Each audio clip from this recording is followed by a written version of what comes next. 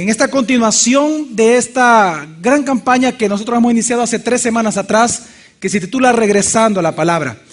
Realmente el regresar a la Biblia no significa de que usted no tenga la Biblia o que no conozca los libros que contenga la Biblia o que no la lea usted de vez en cuando, sino que nosotros hablamos de regresar a la palabra por el hecho de encontrar el sentido real de la Biblia y podernos someter a su autoridad.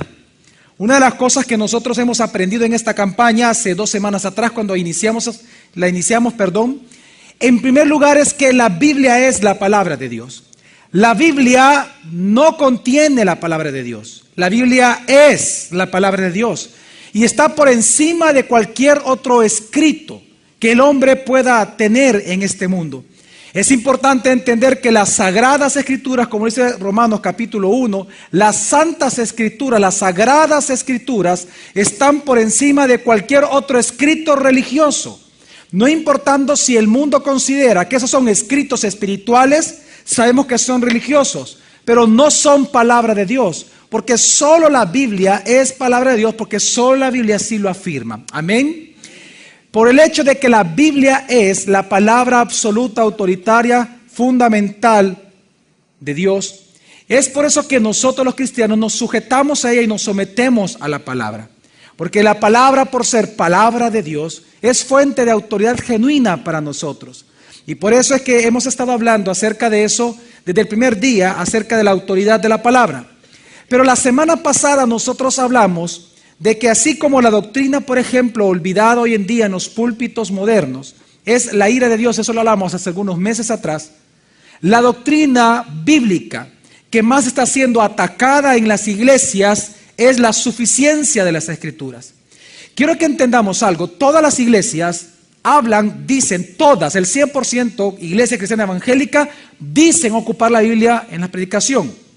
Todos dicen estar en la palabra. Pero cuando vemos sus hechos y escuchamos sus palabras, nos damos cuenta que ellos mismos están negando una doctrina fundamental, la suficiencia de las Escrituras. Hablamos la semana pasada de que la Biblia es suficiente. Número 1, en general es suficiente. La Biblia es suficiente para todo lo que tenga que ver con nuestra vida espiritual, con nuestro ministerio y con nuestro carácter. Pero mencionamos 4 cosas únicamente. Hablamos de que la Biblia es suficiente contra el pecado, que la Biblia es suficiente para nosotros mantener gozo en este mundo, tener felicidad, ser felices, bienaventurados, dice la palabra de Dios, el que la obedece y la practica, lo dijo Jesús. También la Biblia es suficiente para nosotros, para crecer y madurar, y también para nosotros obtener salvación por medio de la fe en Jesucristo, y todo esto por gracia. Todo eso lo hablamos la semana pasada. Y hay un versículo con el cual nosotros concluimos la semana pasada y es con el cual yo quiero comenzar este día. Dice la segunda carta a Timoteo, capítulo 3, versículo del 16 al 17, dice de la manera siguiente. Toda la Escritura es inspirada por Dios y es útil para la enseñanza, para la refutación del error, para la corrección, para la instrucción en la justicia, a fin de que el hombre de Dios esté completamente calificado, equipado para toda buena obra. Toda Escritura es inspirada por Dios. ¿Y para qué es útil? Y menciona 4 cosas. Digan conmigo, la enseñanza. Ahí se refiere específicamente a la doctrina.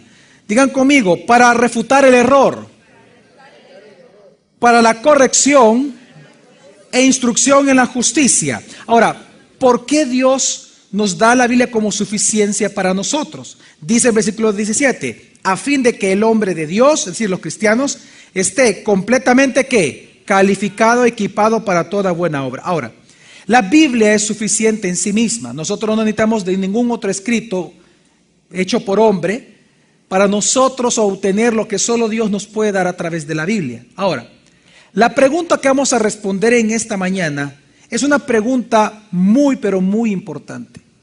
Es tan importante que yo le puedo asegurar que en su sencillez de respuesta hay un gran vacío y que lastimosamente por no saber entender la razón o la respuesta de esta pregunta, muchas personas están desviándose, aún amando a Dios, se están desviando de las Escrituras.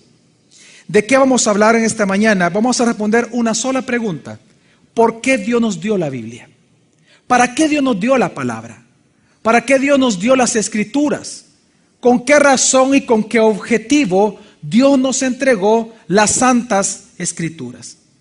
Para nosotros responder esta pregunta, que la respuesta es muy simple y muy sencilla, pero a la vez tiene un trasfondo y una profundidad muy, pero muy, muy importante para nuestra vida espiritual, y usted se va a dar cuenta pronto por qué. Vamos a comenzar hablando de lo que dijo el apóstol Pablo en el primer capítulo de la carta a los Romanos. Cuando Pablo comienza a hacer su saludo y él comienza a hablarle a la iglesia que estaba en Roma, era importante entender lo que Pablo comienza a hacer. Voy a ponerlo un poco en preámbulo a usted. Cuando Pablo escribe la carta a los romanos, es importante que entienda que ningún apóstol todavía había ido a Roma. La iglesia en Roma nació, y lo que más se cree, que la iglesia en Roma nació de cuando Pedro dio su primer discurso en Pentecostés. Entre el primer y segundo discurso había mucho griego y mucho judío. Se convierten, y estos que vivían en Roma, regresando a Roma, comienzan ellos a hacer grupos en casas y se genera o da origen a la iglesia en ese entonces en Roma. Lo que sucedió es que los apóstoles comenzaron a escuchar que crecía el número de creyentes en Roma, pero había un gran problema, que como no había alguien que los estuviera enseñando, comenzaron a creer muchas herejías. Tanto es así que los judíos comenzaron a judaizar y también los griegos helenistas, es decir, los griegos que se habían convertido al judaísmo. En ese contexto en que los judíos y los griegos helenistas estaban ellos tratando de judaizar precisamente a los cristianos de Roma, es que Pablo comienza a escribir la carta. Por eso es que la carta a los romanos es la carta más doctrinal de toda la Biblia, porque el fin por el cual Pablo escribió la carta era para enseñar las doctrinas correctas y refutar el error, y que la gente no se extraviara en Roma, los cristianos en Roma. Entonces, en ese contexto, Pablo dice algo muy importante y comienza hablando de lo más importante para él que ellos deben de saber como judíos. ¿Y qué era eso? Es decir, perdón, ya como, no como judíos de sangre, pero espiritualmente ya como cristianos, como parte de la iglesia. Y él comienza hablando en Romanos capítulo 1, del versículo 1 al 3. Vamos a leer nada más para comenzar, para entender de qué hablan las Escrituras y por qué Dios nos dio las Escrituras.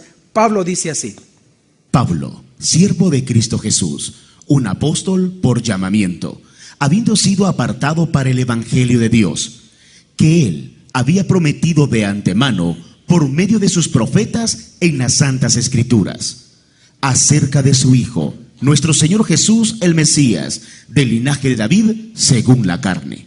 En estos pequeños versículos, créame que es tan bonito, tan especial y hermoso poder ver la respuesta a la pregunta que hice: ¿por qué Dios nos dio las Escrituras? Pablo comienza diciendo: Pablo, siervo de Cristo Jesús, un apóstol. ¿Por qué, mi familia? Por llamamiento. Ahora, luego que él dice eso, dice: habiendo sido, ¿qué, mi familia? Una pregunta: ¿para qué fue apartado Pablo por Dios? Para el evangelio de Dios. Amén. ¿Estamos de acuerdo que fue para el evangelio de Dios? Amén. Ok, ¿cuál evangelio? Cuando viene él y dice el evangelio de Dios, la pregunta lógica, claro, no se la hacen, es una carta, pero cuando usted lee los escritos de Pablo es como que si usted todo el tiempo ve preguntas. Es como que si alguien le preguntara: ok, Pablo, si tú fuiste apartado para el evangelio de Dios, ¿cuál es ese evangelio de Dios? O sea, no vengas tú a decir que vienes con algo nuevo. Te viene Pablo: no, yo no vengo con algo nuevo. El evangelio de Dios, y él explica cuál es ese evangelio de Dios y qué es lo que él comienza a decir. Versículo 2, que él, hablando de Dios, había prometido de antemano, ¿por medio de quién? ¿Pero en dónde? Ahora, cuando Pablo dice las Sagradas Escrituras, ¿a qué parte de lo que para nosotros es la Biblia se estaba refiriendo Pablo? ¿Nuevo Testamento o Antiguo Testamento? Antiguo Testamento. El Tanakh, es decir, la Torá, los libros proféticos y los libros poéticos.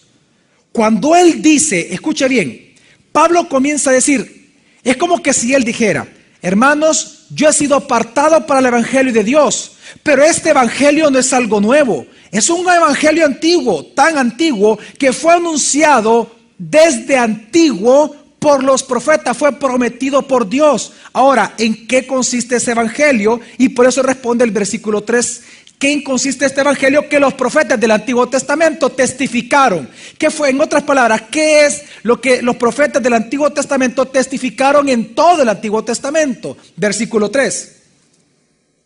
Acerca de su Hijo, nuestro Señor Jesús el Mesías, del linaje de David, ¿según qué? La carne, y continúa hablando de Jesús. En otras palabras, ¿en qué consiste el evangelio de Dios? ¿De qué consiste, mi familia? ¿De qué habla el evangelio de Dios? ¿Acerca de quién habla el evangelio? De Jesús. Ahora, este evangelio, ¿cuándo fue anunciado? Desde antes, es decir, desde el Antiguo Testamento. Aquí en estas pequeñas palabras, Pablo está diciendo algo muy, muy importante. Pablo lo primero que le enseñó a la iglesia en Roma es lo siguiente. Quiero decirles una cosa. Las Escrituras tienen un solo gran tema. Las Escrituras tienen una sola meta. Las Escrituras tienen un solo fin. Que la gente pueda ver la gloria del Hijo. La gloria de Jesús. Amén, mi familia. Es decir, que Él es el Cristo y que Él es Dios. Lo que Pablo estaba haciendo desde un inicio es sentando la base doctrinal muy importante. Que las Escrituras dan testimonio del Hijo. Que las Escrituras nosotros, aunque en ellas encontramos historias, parábolas, encontramos lenguaje, usos, costumbres, encontramos grandes cosas, principios, valores, como usted quiere llamarle. Pero el objetivo de Dios de darnos las Escrituras, incluyendo el Antiguo Testamento, era darnos el testimonio, son un testimonio de que Jesús es el Cristo y Él es Dios. Las Escrituras se nos dieron para creer en Jesús. Pablo lo que estaba haciendo, lo que estaba diciendo es que las ordenanzas, los mandamientos, los preceptos, los decretos, las leyes, las costumbres, los ritos que aparecen en el Antiguo Testamento tienen un solo fin: dar testimonio de Jesús. Por eso es que, hablando de ese tema, de lo que hace el Antiguo Testamento, en el libro de Colosenses dice algo muy espectacular. El libro de Colosenses, hablando del Antiguo Testamento y acerca de Jesús. Dice Colosenses 2 del 16 al 17. Por tanto, nadie os juzgue en comida o en bebida. Aquí está hablando ya de la ley de Moisés. O respecto a solemnidades o novilunio o sábados, lo cual es sombra de las cosas venideras, pero la realidad es de Cristo. Es decir, comienza el mismo apóstol Pablo, que escribió la carta a Colosenses, viene y dice que el Antiguo Testamento, todas las solemnidades, todas las leyes, todos los decretos, todos los mandamientos, todas las ceremonias, todos los usos y costumbres, todos los ritos, solo son una ¿qué? Una sombra de lo que habría de venir. No era la realidad de las cosas, no era la realidad de la vida del Espíritu, solo son una sombra. Pero ¿qué es la realidad entonces, mi familia? Cristo Jesús. ¿Qué es lo que está diciendo Pablo una vez más? Pablo comienza diciendo a través de sus cartas que la Biblia se nos fue dada por una sola razón. La Biblia, las Escrituras se nos dan como el testimonio santo de la deidad de Jesús. Por eso es que Jesús, estando con los fariseos, viene en Juan capítulo 5, versículo 44 al 47, Jesús comienza a decir lo siguiente. ¿Cómo podéis creer vosotros que recibís gloria los unos de los otros y no buscáis la gloria que solo de Dios viene? No penséis que yo os acusaré delante del Padre. Hay quien os acusa. ¿Quién los acusa a los fariseos de ese tiempo? Moisés, en quien vosotros habéis puesto la esperanza. Y luego dice una frase muy importante. No penséis que yo os acusaré delante del Padre. Hay quien os acusa, Moisés, en quien vosotros habéis puesto la esperanza. Versículo 46. Pero si creyeras a Moisés, me creerías a mí. Ahora, ¿por qué Jesús dijo eso? Miren, si ustedes creen a Moisés, si creyeran a Moisés, me creerían a mí. ¿Por qué Jesús dijo eso? Y viene y dice algo tan poderoso, y él mismo dice, porque de mí escribió ¿quién? Él. De mí escribió Él. ¿Qué libros escribió Moisés? Bueno, para empezar con el Pentateuco, ¿no? Es decir, Jesús dijo algo tan importante. Él dijo, miren, fariseos hipócritas, entiendan algo. Ustedes no creen en mí porque no creen en las Escrituras. Pero si ustedes creían en las Escrituras, se darían cuenta que ya dan testimonio de mí. Moisés escribió de mí. El libro de Génesis no se trata de un hombre llamado Abraham, de un hombre llamado Noé, de un hombre llamado de Moisés. El libro de Génesis habla de un Abraham que tuvo un encuentro con Dios, de Noé que tuvo un encuentro con Dios, de un Moisés que tuvo un encuentro con Dios. Es tan especial eso que incluso usted sabe que David y Moisés vieron al Hijo, lo vieron antes de su venida. Es importante entender que Jesús comienza a decir que las Escrituras hablan ¿de quién? De Él. ¿De qué hablan las Escrituras? De Él. Es decir, la razón por la cual Dios a nosotros nos dio la Biblia, la razón por la cual usted tiene la Biblia, la razón por la cual nosotros los pastores le molestamos a usted que lea la Biblia, que estudie la Biblia, es porque ella da testimonio de Cristo Jesús. ¿Por qué, pastor? Porque todo el centro de la voluntad de Dios es el Hijo. La voluntad de Dios está centrada en el Hijo. La voluntad de Dios no está centrada en usted, no está centrada en mí. Usted no es el centro de la voluntad de Dios ni del amor de Dios, sino que usted tiene que entender que es la gloria de su propio Hijo. ¿Por qué? Porque en la medida que el Hijo reciba gloria, el Padre recibe la gloria. Dice la palabra que usted y yo fuimos creados para gloria de Dios. Amén. Lo dice el libro de Isaías. Para gloria mía los he creado, dice Dios. Dios, dice la palabra, nos ha creado para gloria de Él. Amén.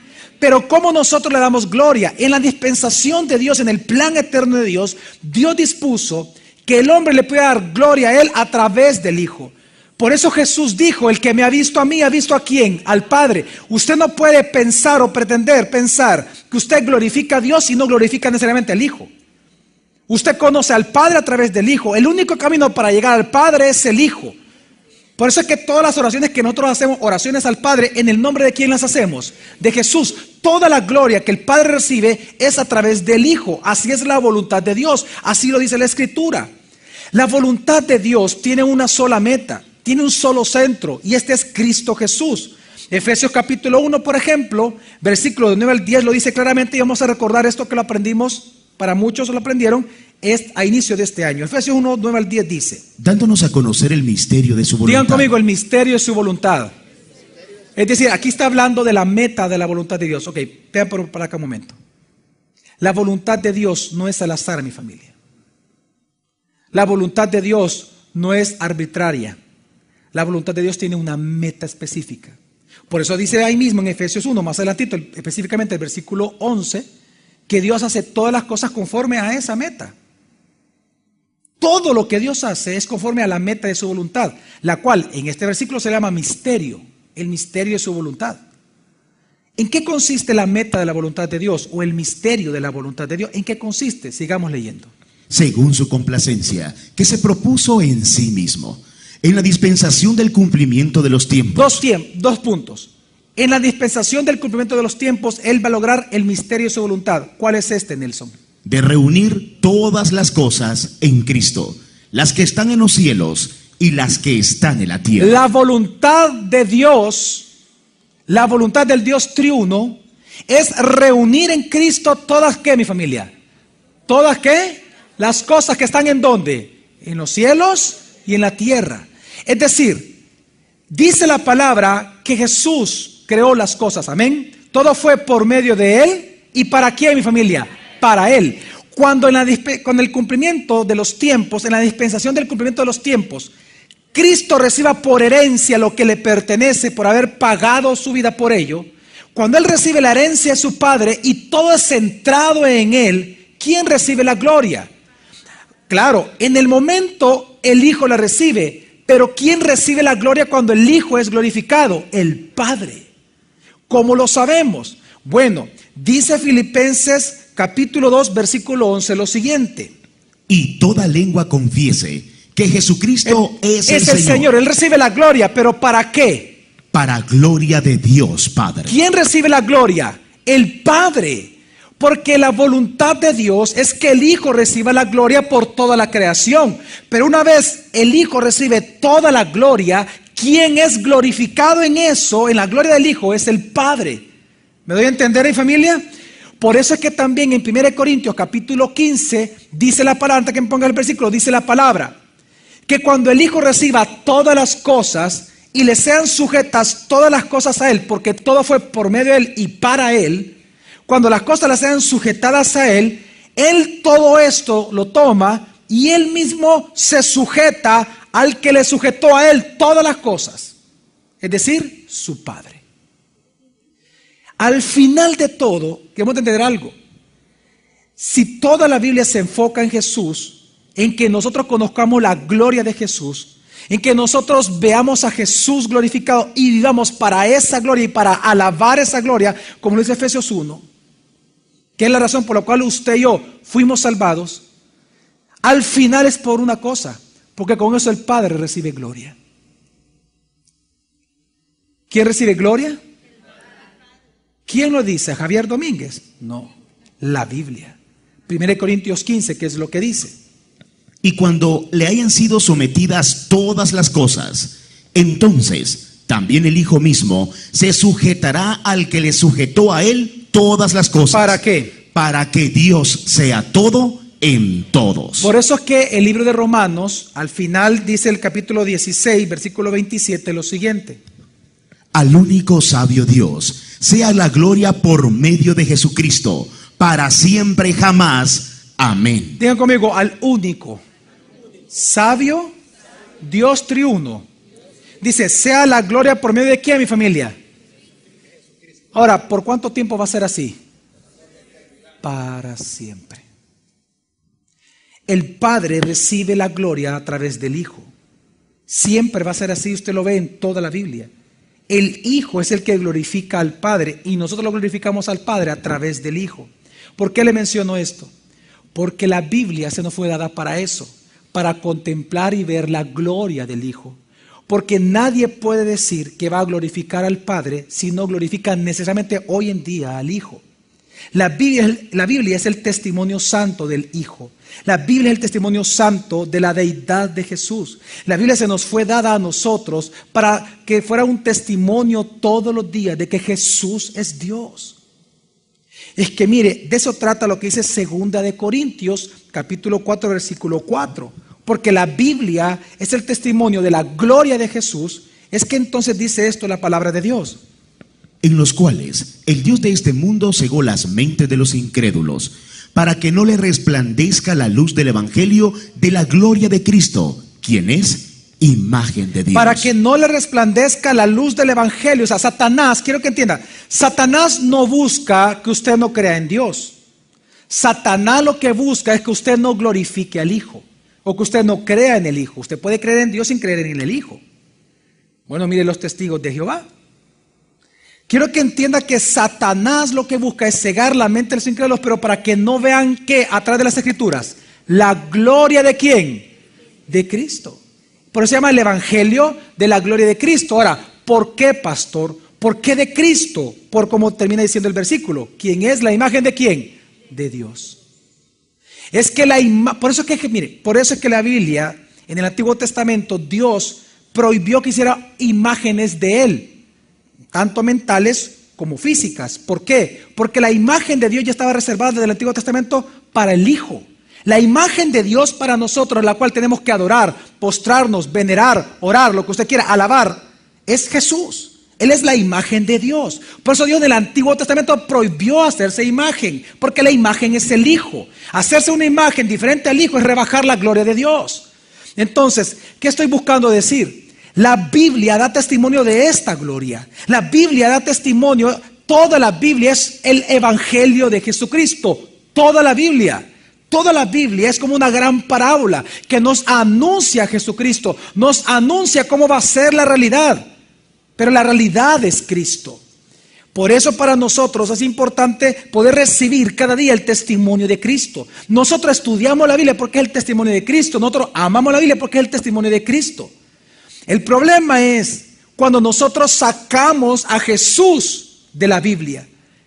En ese momento, si usted no entiende, si usted no quiere creer que la Biblia es el testimonio santo de Jesús, y usted piensa que la Biblia es para otra cosa, entonces, no inmediatamente, pero en su momento usted va a comenzar a creer herejías.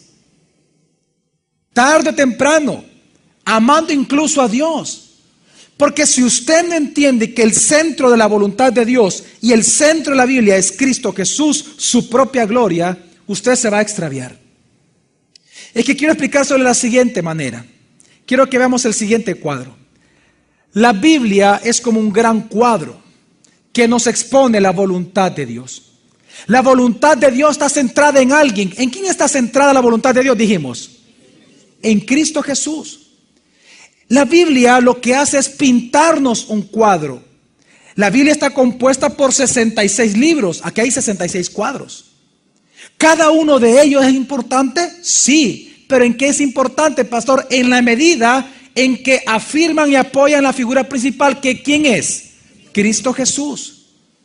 Es decir, así como en esta pintura, ¿quién es la figura principal? ¿Acaso la figura principal de esta foto son las nubes? ¿La figura principal de esta foto es la oveja? ¿Son los pastos verdes? ¿Son los árboles? ¿El cielo azul? No. ¿Quién es la figura principal de la foto? El pastor. No, en este caso de la foto, ¿quién es? El pastor. Es decir, si la oveja tiene un valor en esta foto, es por el pastor. Si este árbol tiene un valor, es por este pastor. Si esta porción de la foto, este pequeño cuadro, tiene un valor, es por el pastor. ¿Qué pasa si usted quita el pastor de la foto? Veamos. ¿Qué sucede? Todo pierde su valor. Usted puede tomar un cuadro y usted decir, bueno, yo lo que quiero en esta mañana, o usted en su casa, yo lo que quiero es analizar este cuadro y ver este árbol que está acá. Y usted puede volverse un experto y pasar 15 años estudiando ese árbol. La pregunta es, ¿tiene valor alguno para su espíritu eso? No, porque no está la figura principal, ya esa foto ya no vale nada. Quiero que entienda que la Biblia lo que hace, cuando usted toma cada libro, es como que fuera un rompecabezas. Usted comienza a poner los libros correctamente donde es, y al final lo que usted va a ver es a Cristo Jesús. Amén. Pero si usted saca a Jesús de la Biblia, y usted, por ejemplo, se dedica a estudiar Génesis, o decide estudiar Apocalipsis, usted puede pasar 15 años estudiando eso, va a ser un experto en la creación, va a dar conferencias acerca de la creación. Pero si usted no relaciona Génesis o cualquier libro de la Biblia con Jesús, tenga por seguro que eso es letra que lo va a matar y no tiene valor alguno para su espíritu. No tiene. Porque la Biblia tiene un sentido, Cristo Jesús. Tiene una meta, Cristo Jesús. Tiene un objetivo, Cristo Jesús. Cada libro de la Biblia es importante. Yo, por ejemplo, en Génesis puedo encontrar historia. Nosotros podemos tomar cualquier libro de la Biblia y vamos a encontrar hasta filosofías de vida. Vamos a encontrar valores morales. Vamos a encontrar ética. Vamos a encontrar metáforas. Vamos a encontrar parábolas. Vamos a encontrar cosas muy importantes. Pero si Cristo no está en medio de todo eso, si eso que usted está leyendo no da testimonio, usted no ve el testimonio de Jesús en eso que usted está estudiando, lo que usted está estudiando es vano para su espíritu. ¿Me doy a entender, mi familia? Es que mire, esto pasa hoy en día y siempre ha pasado. Cuando una persona, yo conozco personas, no personalmente, he escuchado de personas que han pasado 20 años estudiando solo el libro, por ejemplo, en los libros de crónicas de los reyes. 20 años. Sus escritos son importantes para el estudio bíblico. Encontramos comentarios excelentes que nos ayudan a nosotros a ubicarnos en el tiempo, en los usos y costumbres, para entender el libro de Reyes, el libro de Crónicas, excelente. Pero si esa persona que pasó estudiando 20 años ese libro no pudo ver en ello el testimonio del Hijo, perdió su vida. ¿Me doy a entender? ¿Me doy a entender, mi familia? Es que mire, lo que está pasando hoy en día es lo que Jesús dijo, el evangelista Juan dijo algo muy importante en capítulo 20, versículo 31. Antes de hablar de lo que está pasando ahora, Juan dijo algo muy importante hablando principalmente del libro del Evangelio, pero también obviamente, por ser palabra de Dios, de toda la Escritura. Dice Juan capítulo 20, versículo 31. Pero estas han sido escritas para que creáis que Jesús es el ungido, el Hijo de Dios, y para que, creyendo, tengáis vida en su nombre. Estamos respondiendo la pregunta ¿para qué Dios nos dio las Escrituras? Versículo 30, Juan viene hablando y dice que si se escribieran todas las cosas que Jesús hizo en sus 3 años y medio de ministerio, no cabrían los libros en el mundo. Pero dice él, pero estas que sí fueron escritas, ¿para qué se nos dio esta escritura, mi familia? ¿Para qué, mi familia? ¿Para que qué? Para que creamos dos cosas de Jesús. ¿Cuáles son las dos cosas? Que Él es ¿qué? El ungido. Y número dos, ¿qué pasa cuando una persona por medio de las escrituras recibe el testimonio que Jesús es el Hijo de Dios y que Jesús es el Cristo? ¿Qué sucede? Y para que creyendo, ¿qué pasa? Tengáis vida ¿en qué? En su nombre. Las escrituras se nos dieron a nosotros para creer en la deidad de Jesús. Las escrituras son el testimonio de la gloria de Jesús. Las escrituras, la Biblia, se nos dio para eso. Pero cuando usted saca a Jesús del cuadro, cuando usted saca a Jesús de la voluntad de Dios, cuando usted saca a Jesús de la Biblia como centro, por favor póngame el video, cuando usted saca a Jesús de esto, cuando usted saca a Jesús del cuadro de la voluntad de Dios, cuando usted saca a Jesús de la Biblia, necesariamente usted tiene que poner algo ahí.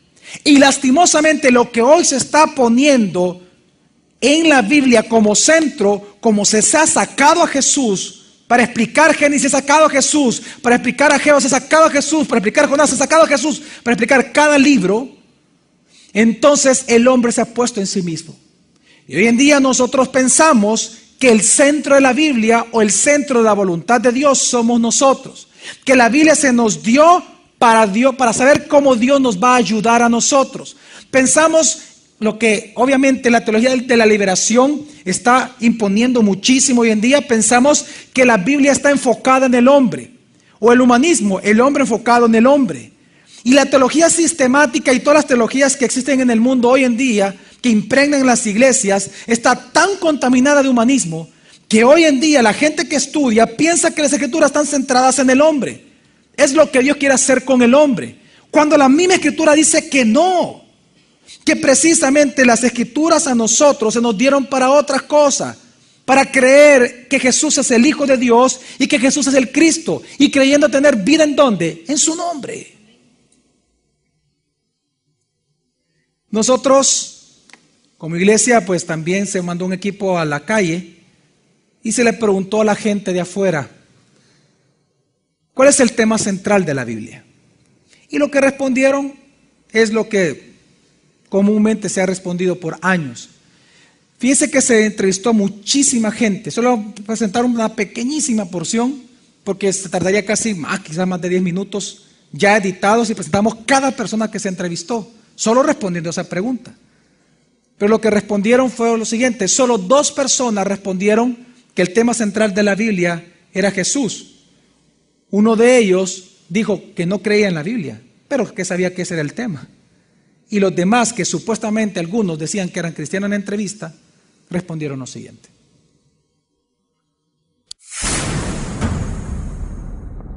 Para usted,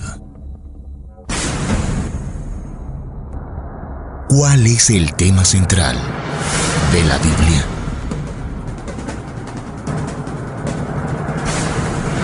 Bueno, mira, según lo que yo he leído de la Biblia, trata de enseñarnos a mejorar nuestra vida, de pensar en el hombre que vino a sufrir por nosotros en la tierra, y ese ejemplo que nos dio él, tenemos que seguirlo de una u otra forma.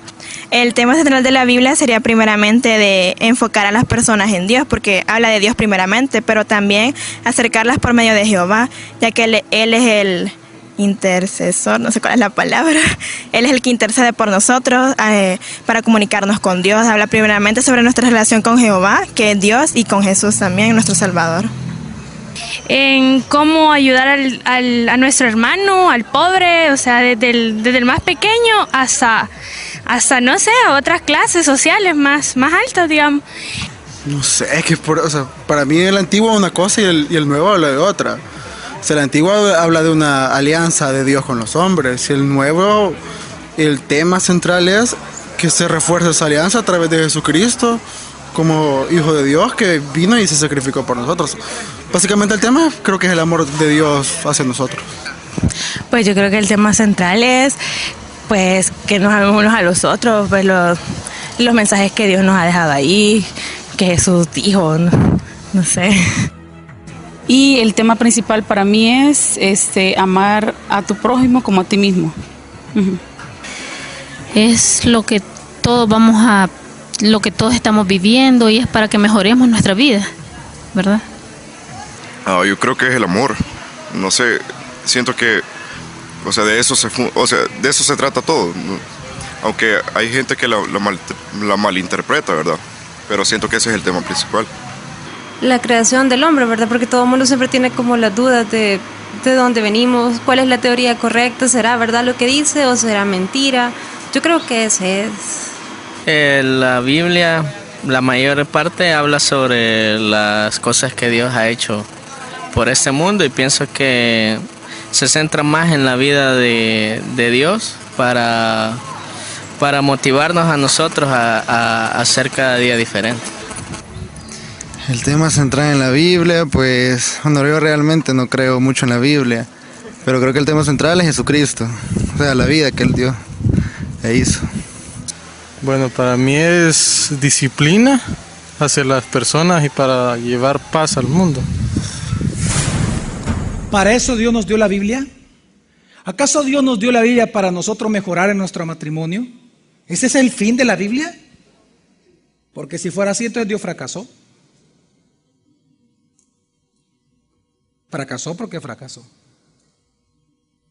¿Cuántas personas están aquí que son divorciados, siendo cristianos? O las escrituras se nos dieron a nosotros para ser personas exitosas, para encontrar el secreto del éxito. Pues también dio fracaso entonces. Porque ¿cuántos fracasados hay ahorita, pues? O todos son exitosos. El 100% son millonarios aquí.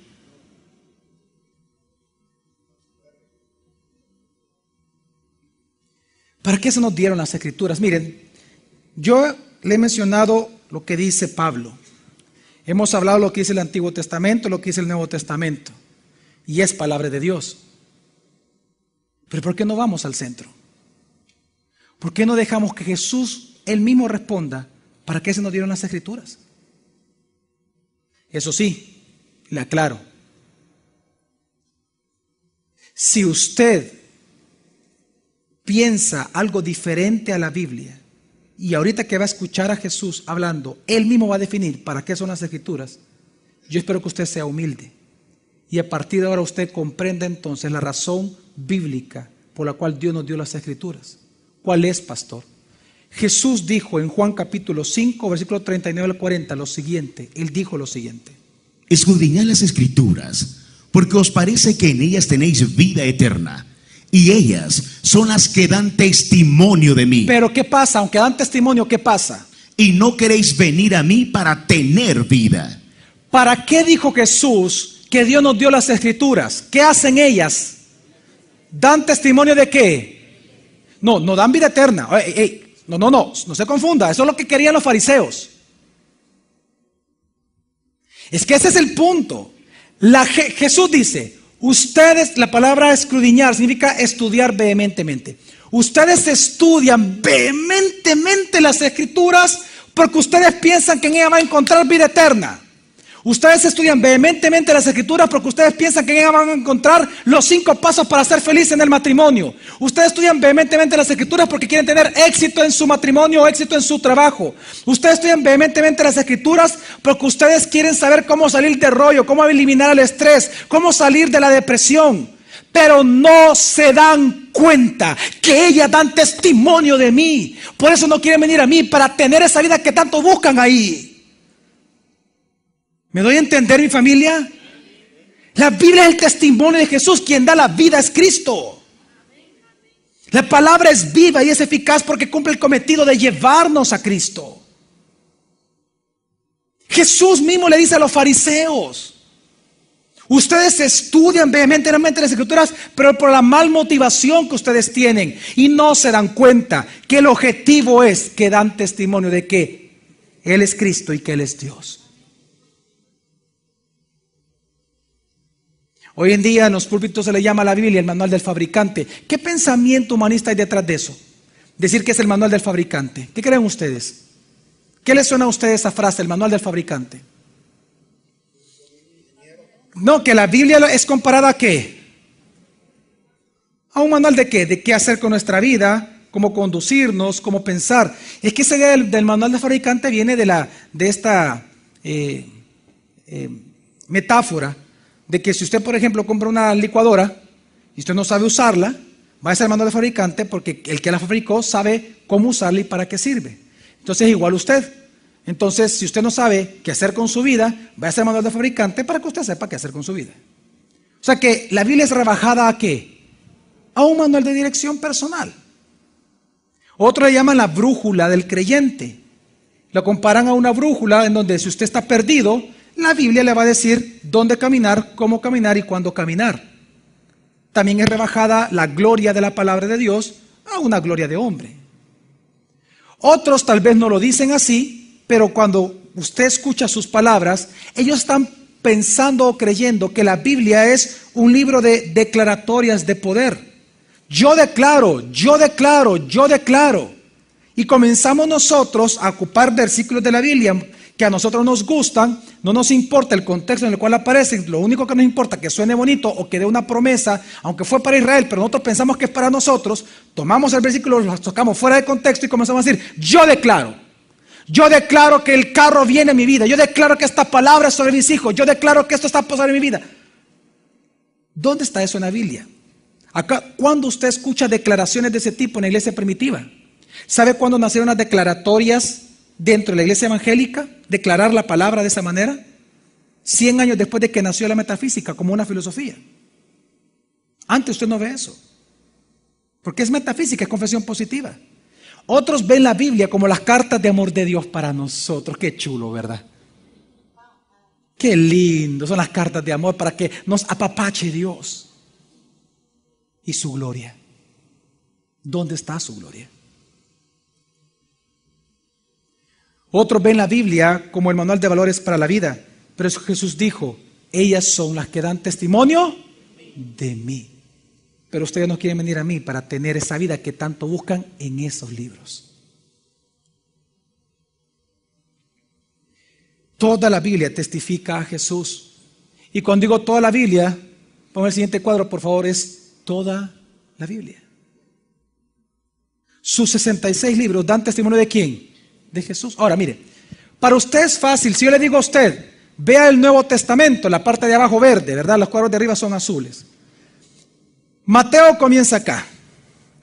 Mateo, Apocalipsis.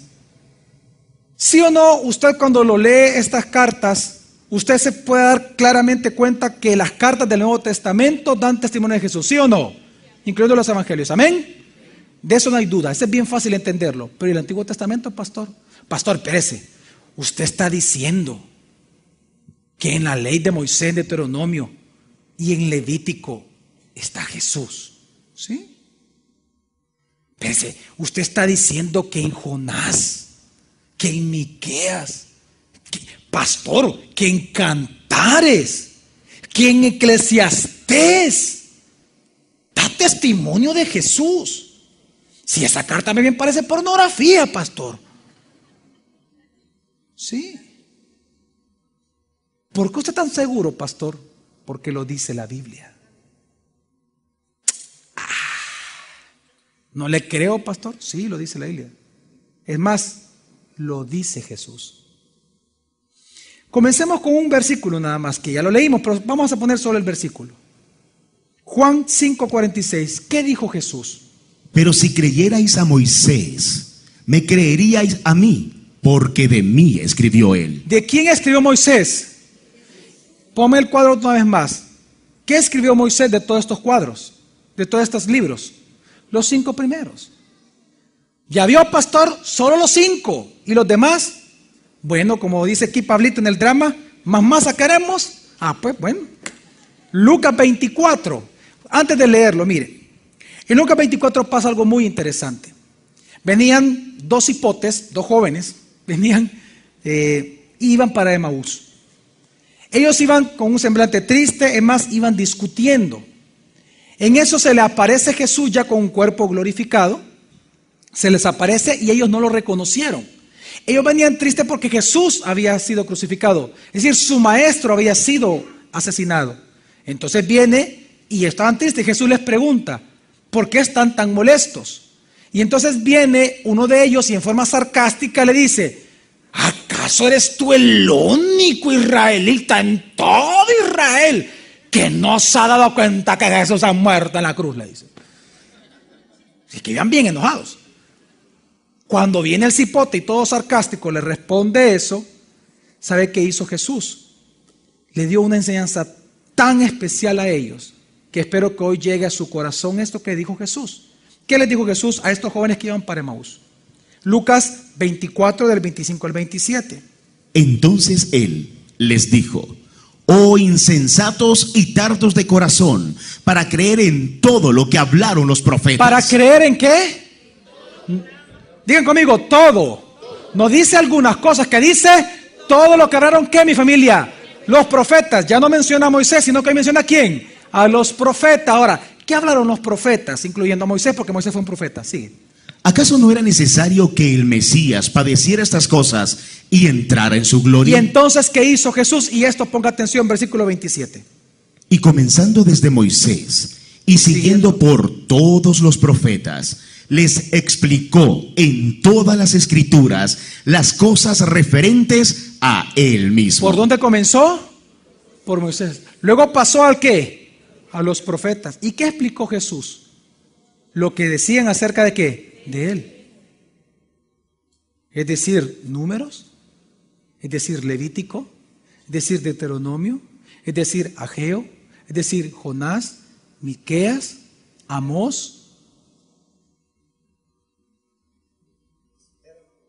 Pero viene usted y dice, ponme el cuadro por favor. Bueno, pastor, pero mire, ahí Jesús solo menciona 2 porciones del Antiguo Testamento, del Tanakh. Solo menciona los 5 libros de la Torá, más todos los profetas mayores y menores. Pero ¿y los libros poéticos? Ah, pastor, ya vio. No toda la Biblia da testimonio de Jesús. ¿Qué dijo Jesús? Luego de que estaba con los de Emaús, viene Jesús y comienza a comer con ellos. Ellos se dan cuenta que es Jesús por la forma en que partió el pan y comenzó a hablar con ellos. Cuando ellos se dan cuenta que es Jesús resucitado, se alegran, pero en el momento Él desaparece de su vista, dice, desapareció. Pero en ese momento Él aparece con sus discípulos, en el mismo capítulo está.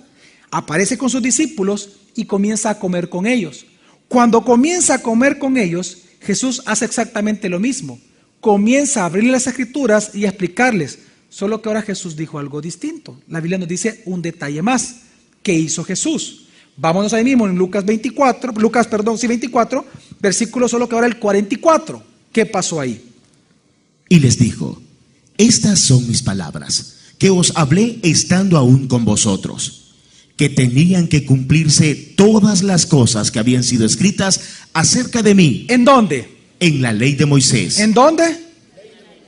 Luego, en los profetas. Y por último, en los salmos. Todo el Antiguo Testamento.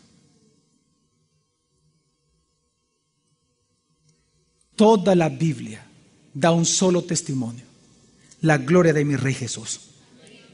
La Biblia para eso se nos fue dada. Nos fue dada para ver la gloria de Jesús. No se nos dio para sacar principios, valores. Claro que lo podemos hacer, claro que es importante, claro que podemos encontrar historia. Usted quiere saber del rey David, el único lugar en todo el mundo donde usted puede encontrar información del rey David que verdaderamente existió es en la Biblia, porque aún en arqueología, aunque hay pruebas de su existencia, no son muchas. Usted quiere saber de la historia de David, vaya a la Biblia, usted puede encontrar historia en la Biblia preciosa, que es importante para su estudio bíblico. Pero el objetivo de Dios de dar la Biblia no es para convertir la Biblia en un libro de historia o un libro de teología. Dios dio la Biblia para nosotros poder ver la gloria de Jesús y alabar esa gloria eternamente. Amén, mi familia. Es que, demos un fuerte aplauso al Señor. Miren.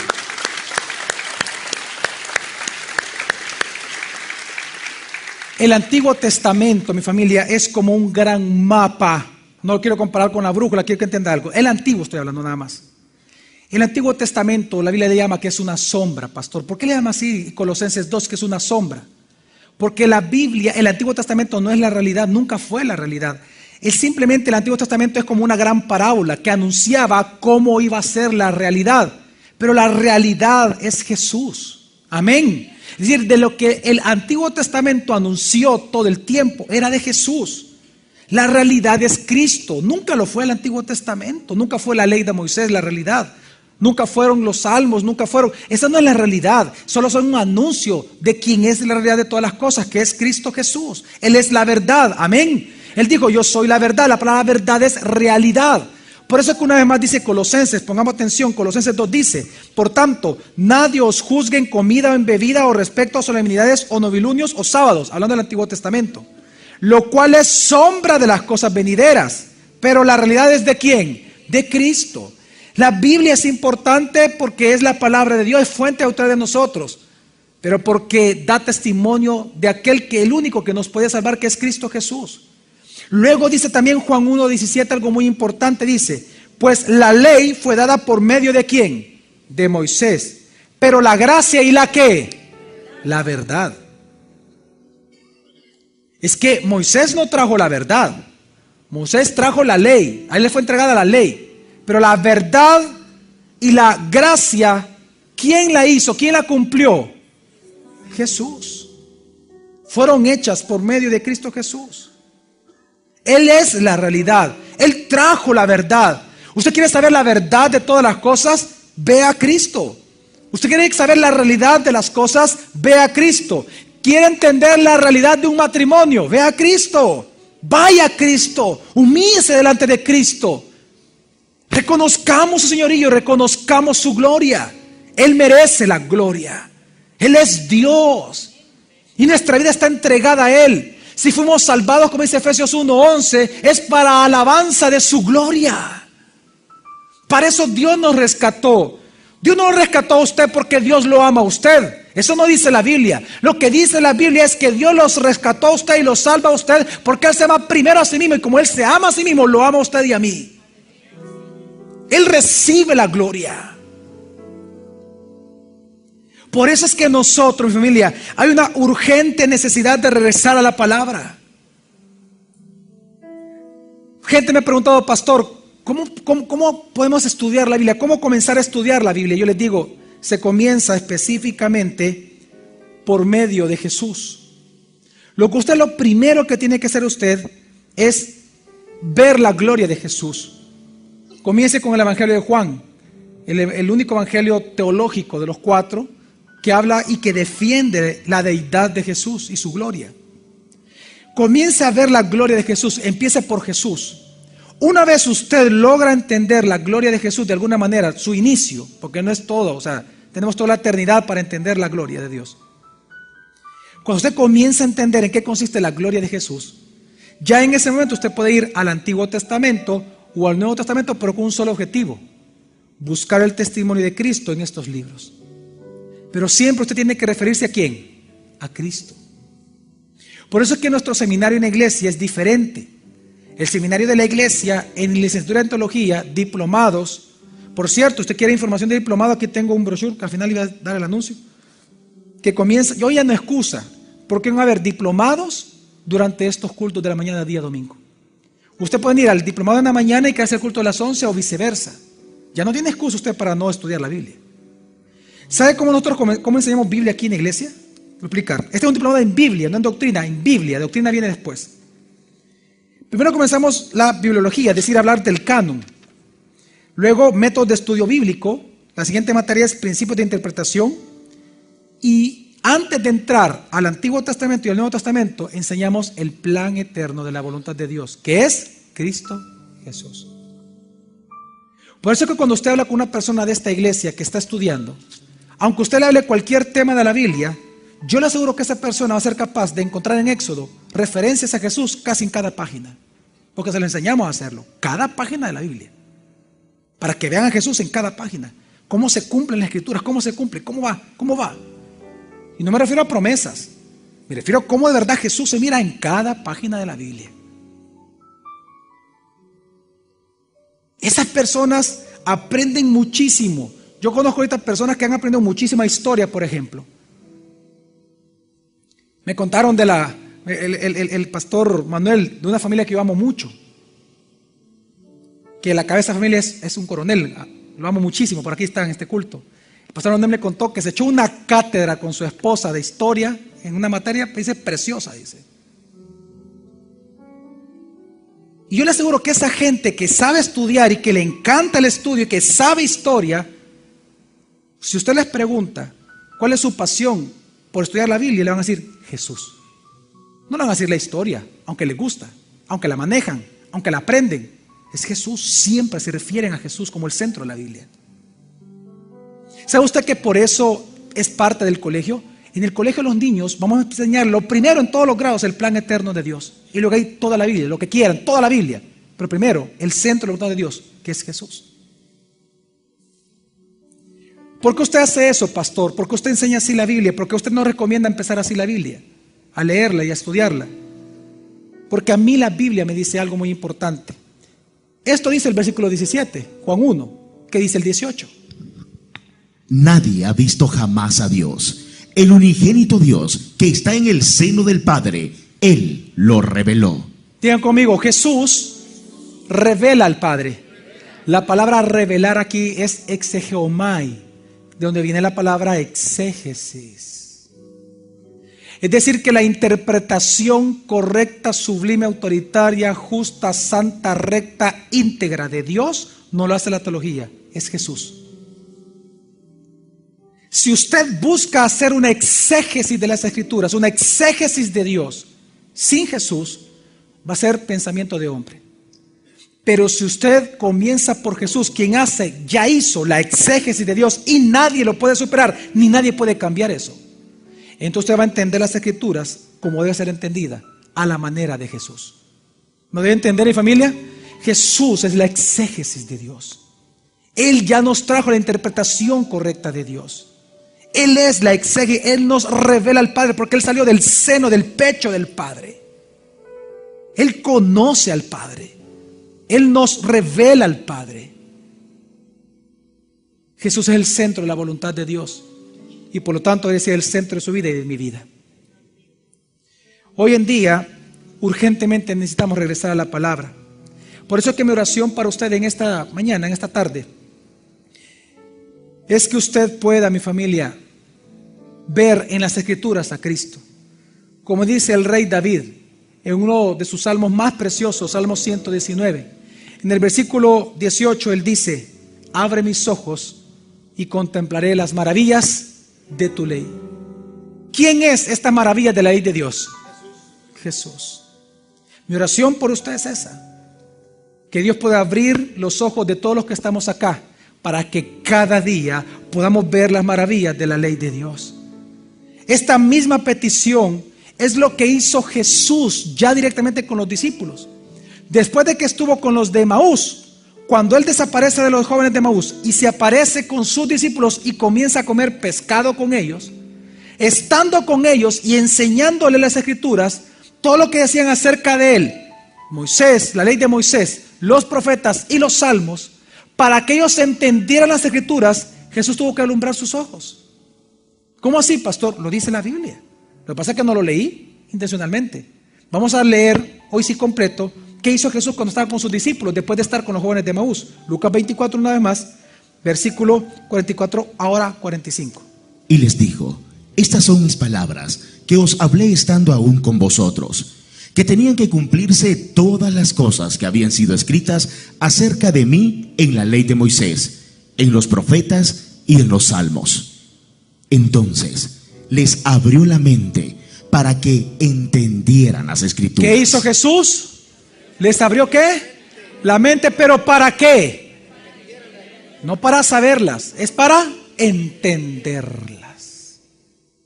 Mi ruego al Señor es que en esta tarde Dios pueda abrir nuestro entendimiento y nuestra mente para entender correctamente las Escrituras. ¿Por qué, pastor? La razón por la cual muchos están débiles en la fe, y se lo voy a mostrar ahorita bíblicamente, la razón por la cual muchos están luchando con áreas de pecado por años difíciles y posiblemente son verdaderos creyentes, es porque simplemente han sacado a Jesús en su estudio de la Biblia. Tal vez usted lee la Biblia cada día como un devocional. Dice, bueno, hoy es día 5 de noviembre, 6 de noviembre, así que voy a leer el Proverbio 6. O tal vez usted viene y, como que fuera fetichismo, ¿verdad? Viene usted, abre la Biblia y lo que caiga y eso lo va a leer usted. Si usted hace eso, claro que va a perder el sentido de la lectura. Pero si usted entiende que Jesús es el centro de la Biblia y busca el testimonio de Él en toda la Biblia, va a ser diferente. Cuando usted comienza a entender las Escrituras, ¿sabe qué va a pasar? ¿Qué es lo que le pasa a todos los que están estudiando en diplomado y en licenciaturas? Lo que dice aquí Lucas 24:32, ¿qué pasó con los jóvenes de Emaús? Cuando ellos entendieron las Escrituras y Jesús desapareció, uno al otro, ¿qué se dijo? Y se dijeron el uno al otro, ¿no ardía nuestro corazón cuando nos hablaba en el camino? Cuando nos abría las Escrituras. ¿Sabe qué va a pasar con una persona? ¿Cuál es una característica genuina de una persona que comienza a entender las Escrituras? Que tiene un corazón apasionado por Él. Hay gente que dice, ay pastor, yo perdí mi primer amor. A mí me cae mal esa frase, fíjese. Porque en la Biblia no aparece perdón. Voy a aclarar. Ese pensamiento del primer amor, como nosotros lo entendemos ahora, es muy diferente al sentido que le da Jesús en Apocalipsis. Esa pérdida de amor que hoy menciona la gente es un humanismo terrible. ¿Sabe qué es lo que hace que usted mantenga una pasión por Jesús? Entender las Escrituras. Porque ellas dan testimonio de la gloria de ese Rey precioso que tenemos. Amén, mi familia. Amén. Por lo tanto, tenemos un corazón ardiente por Él todo el tiempo. Por eso mi ruego para usted en este día, como dice el nombre de la campaña, regresemos a la palabra. ¿Por qué, pastor? ¿Qué es el título de la predicación de este día que no lo había dicho? Para ver la gloria de Jesús. Vamos a orar.